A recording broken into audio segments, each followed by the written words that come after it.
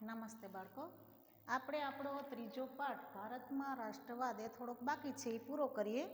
આપણે પાના નંબર 21 ઉપર સુભાષચંદ્ર બોઝ અને આઝાદ હિંદ ફૌજ ત્યાં પહોંચ્યા હતા. સુભાષચંદ્ર બોઝનો જન્મ 23મી જાન્યુઆરી 1897ના રોજ ઓરિસ્સાના કટક મુકામે થયો હતો. તેમની માતાનું નામ પ્રભાવતી અને પિતાનું નામ જાનકીનાથ બોઝ હતું. બાળપણથી જ તેઓ તીવ્ર બુદ્ધિ પ્રતિભા ધરાવતા હતા. ઈસવીસન 1920માં લંડનમાં ICSની પરીક્ષામાં ચોથા નંબરે પાસ થયા. ભારતમાં આવ્યા પછી હિન્દી રાષ્ટ્રીય મહાસભા એટલે કે કોંગ્રેસમાં જોડાયા. દેશની સ્વાતંત્ર્ય ચળવળમાં ભાગ લીધો. 11 વખત રાજકીય કેદી તરીકે પકડાયા. કેટલી વખત? 11 વખત. સુભાષચંદ્ર બોઝ છે નાનપણથી તીવ્ર બુદ્ધિ પ્રતિભાધારી હતા. લંડનમાં ICSની પરીક્ષામાં ત્યાં લંડનમાં ચોથો નંબર એણે લીધો અને ત્યાંથી ભારત આવ્યા એટલે કોંગ્રેસમાં જોડાણા અને રાજકીય કેદી તરીકે 11 વખત એઓ પકડાયા હતા. ઈસવીસન 1938માં હરિપુરા કોંગ્રેસ અધિવેશનમાં સુભાષચંદ્ર બોઝ કોંગ્રેસના પ્રમુખ બન્યા હતા. જે ઈસવીસન 1938માં હરિપુરા અધિવેશન મળ્યું એની અંદર હરિપુરા કોંગ્રેસમાં પોતે શું બન્યા હતા તો કે હરિપુરા અધિવેશનમાં સુભાષચંદ્ર બોઝ કોંગ્રેસના પ્રમુખ બન્યા હતા. ત્યારબાદ ઈસવીસન 1939માં ત્રિપુરામાં મળેલ કોંગ્રેસ અધિવેશનમાં બીજી વાર પ્રમુખ બન્યા. પછી 1939માં ત્રિપુરામાં બીજું કોંગ્રેસનું અધિવેશન મળ્યું, એમાં પોતે બીજી વાર પ્રમુખ બન્યા. પણ કેટલાક મતભેદોના કારણે તેમણે પ્રમુખ પદેથી રાજીનામું આપ્યું. પણ કેટલાક મતભેદો ઊભા થયા કે જેથી કરીને તેમણે પ્રમુખ પદેથી રાજીનામું આપ્યું. મે 1939માં સુભાષચંદ્ર બોઝે ફોરવર્ડ બ્લોક નામના નવા રાજકીય પક્ષની રચના કરી. પછી મે મહિનો 1939માં સુભાષચંદ્ર બોઝે કોંગ્રેસના પ્રમુખ પદેથી રાજીનામું આપી અને નવો જ એક પક્ષની રચના કરી. જે પક્ષનું રાજકીય પક્ષનું નામ હતું ફોરવર્ડ બ્લોક. કયો બ્લોક? તો કે ફોરવર્ડ બ્લોક. યુરોપમાં દ્વિતીય વિશ્વયુદ્ધ શરૂ થયું. ફોરવર્ડ બ્લોકે યુદ્ધ વિરોધી પ્રચાર શરૂ કર્યું. હવે આ જ સમયે 1939માં યુરોપની અંદર બીજું વિશ્વયુદ્ધ ફાટી નીકળ્યું હતું અને યુદ્ધ વિરોધી પ્રચાર આ ફોરવર્ડ બ્લોકે શરૂ કર્યો. સુભાષચંદ્ર અને તેમના સાથીદારોને સરકારે જેલમાં પૂર્યા. હવે સુભાષચંદ્ર અને એના સાથીદારો હતા એને અંગ્રેજ સરકારે જેલમાં પૂર્યા. સુભાષચંદ્ર બોઝ ઉપવાસ ઉપર ઉતર્યા.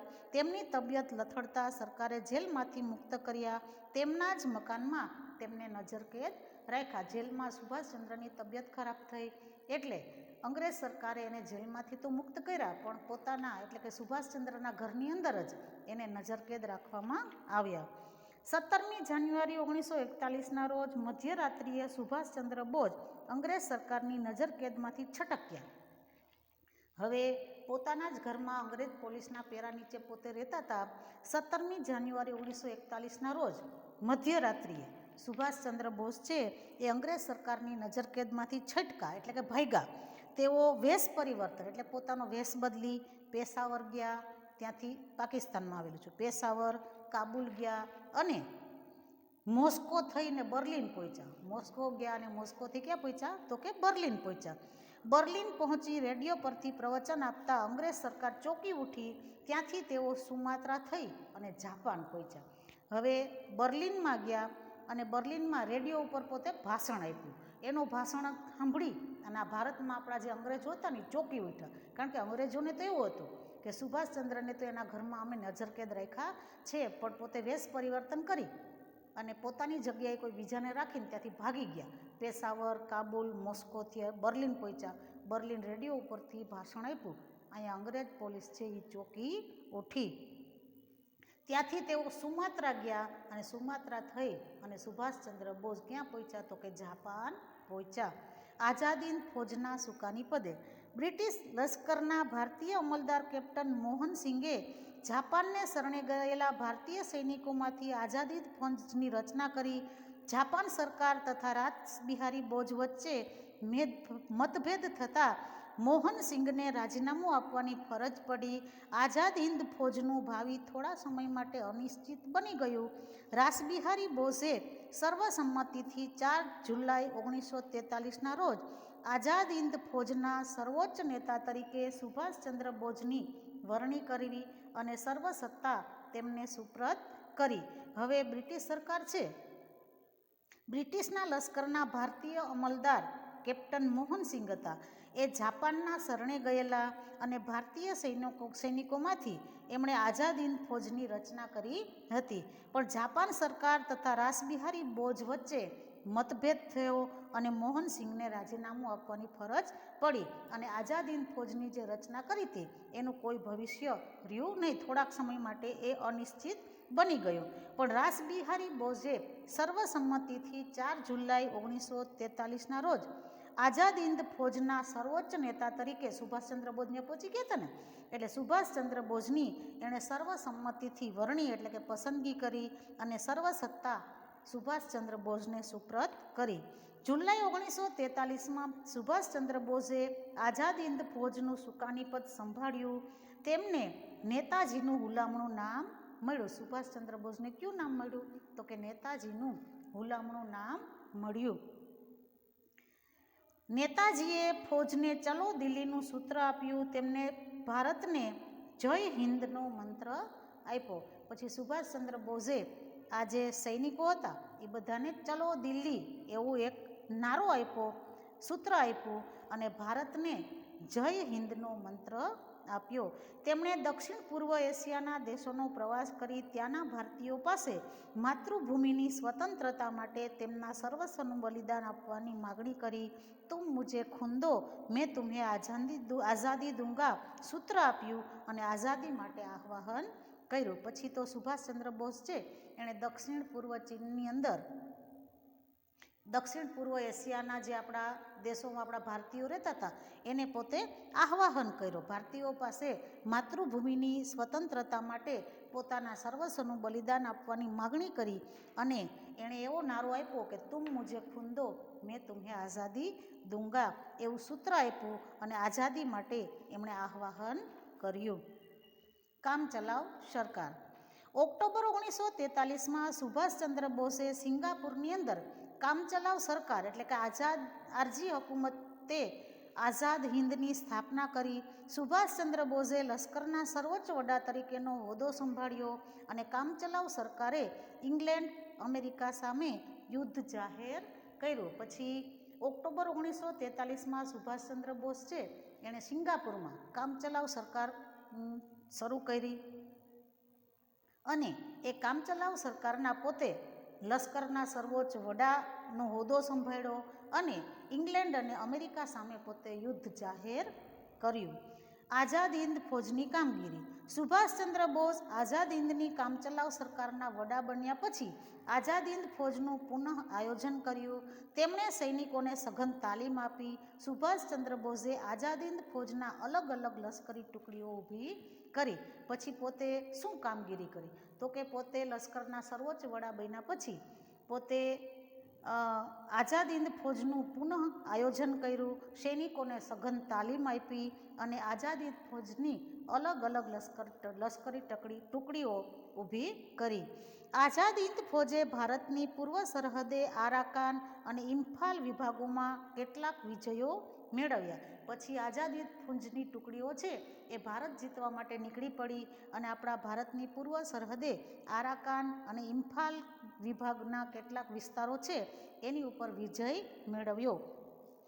ત્યારબાદ પુરવઠાની ભયંકર તંગી અને ભારે વરસાદના કારણે ફૌજને પીછેહટ કરવી પડી. ત્યારબાદ પોતે જે લશ્કરી ટુકડીઓ છે ભારત જીતવા માટે આરાકાન અને ઇમ્ફાલના કેટલાક વિસ્તારો જીતી લીધા, પણ એને માલ સામાન અને ખોરાકની તંગી ઊભી થઈ અને એને ખૂબ વરસાદ પણ પડ્યો ત્યારે, એટલે ફૌજને પીછેહટ કરવી પડી.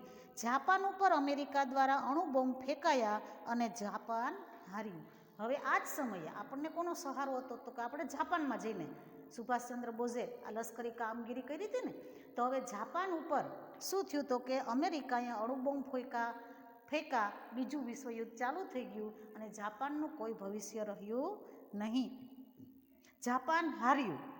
યુદ્ધની પરિસ્થિતિ બદલાઈ ગઈ, કારણ કે આપણને કોની મદદ હતી તો કે જાપાનની. હવે જાપાન જ એની ઉપર અણુબોમ્બ ફેંકાણા, જાપાન હારી ગયું એટલે આપણી જે યુદ્ધની પરિસ્થિતિ હતી એ બદલાણી. આઝાદ હિંદ ફૌજનું ભવિષ્ય રહ્યું નહીં. 4,000 સૈનિકોની ખુવારી થઈ અને 25,000 સૈનિકો કેદ પકડાયા. પછી ખૂબ વરસાદ થયો, સાધન સામગ્રી અને ખોરાકની તંગી વર્તાણી, ફૌજને પીછેહટ કરવી પડી.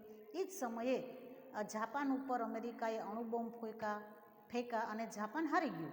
જાપાનનું કોઈ ભવિષ્ય ન રહ્યું. તો એના કારણે આપણું પણ કોઈ ભવિષ્ય, આઝાદ હિંદ ફૌજનું પણ કાંઈ ભવિષ્ય રહ્યું નહીં, કારણ કે આપણને કેનો ટેકો હતો તો કે જાપાનનો. એના કારણે આપણા જે 4,000 જેટલા સૈનિકો છે એ 4,000 સૈનિકોની ખુવારી થઈ, એટલે કે મૃત્યુ પામ્યા, અને 25,000 સૈનિકો છે એને અંગ્રેજોએ કેદ પકડી લીધા. નેતાજીની પ્રતિજ્ઞા હતી કે હું ગુલામ હિન્દુસ્તાનમાં પગ મૂકીશ નહીં.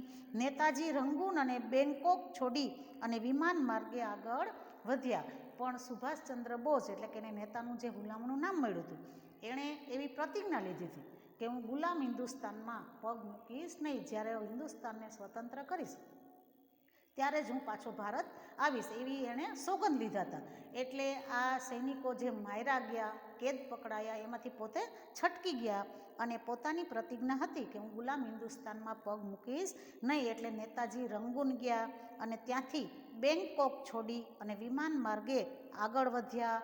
જાપાને કરેલી જાહેરાત મુજબ 18 ઓગસ્ટ 1945ના રોજ ફોર્માસાના તાઇપેઈ વિમાની મથકથી વિમાન ઉપડ્યું. તરત જ તેને આગ લાગી અને નેતાજી સખત રીતે દાઝ્યા અને અવસાન પામ્યા. પછી પોતે વિમાન માર્ગે આગળ વધતા હતા. રંગૂન અને બેંકોક છોડી અને વિમાન માર્ગે આગળ વધ્યા.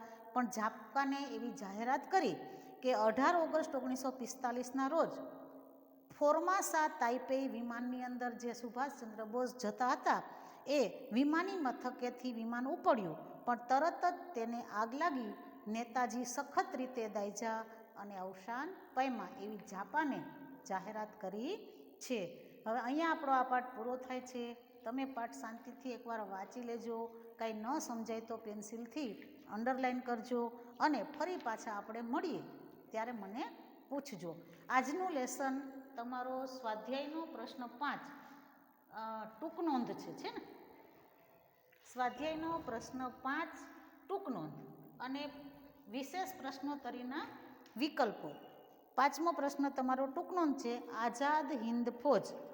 એ તમારે પાકી નોટમાં લખવાનું છે. અને વિશેષ પ્રશ્નોત્તરીના વિકલ્પો મેં તમને લેસનમાં આપીશ, એ તમારે પાકી નોટમાં લખવાના છે. સમજાઈ ગયું લેસન? તો આ પાઠનો પ્રશ્ન 1, 2, 3, 4 આપણે વારાફરતી લેસનમાં આપ્યા અને આજે 5મો પ્રશ્ન ટૂંક નોંધનો છે એ લખવાનો છે. અને વિશેષ પ્રશ્નોત્તરીના જે વિકલ્પો છે એ પણ તમારે લેસનમાં લખવાના છે. હું તમને લેસન ફોટો પાડીને મોકલીશ. આઝાદ હિંદ ફૌજ આ ટૂંક નોંધ લખવાની છે અને વિકલ્પો કેટલા છે તો કે 5. વિશેષ પ્રશ્નોત્તરીના જે વિકલ્પો છે એ તમારે લેસનમાં લખવાના છે. શેમાં તો કે પાકી નોટમાં લેસન લખવાનું છે. અને તમારી પાકી નોટ હું ચેક કરીશ. મેં તમને આજે 1-2 વાર અને આગલા પીરિયડમાં જ સૂચના આપી હતી કે હવે તમારે પાકી નોટ બનાવવાની છે. તો આ પાઠથી એટલે કે 3જા પાઠથી તમારી પાકી નોટ તમે બનાવજો. આગળનું લેસન એ તમે લખ્યું જ હશે જે હું ચેક કરીશ.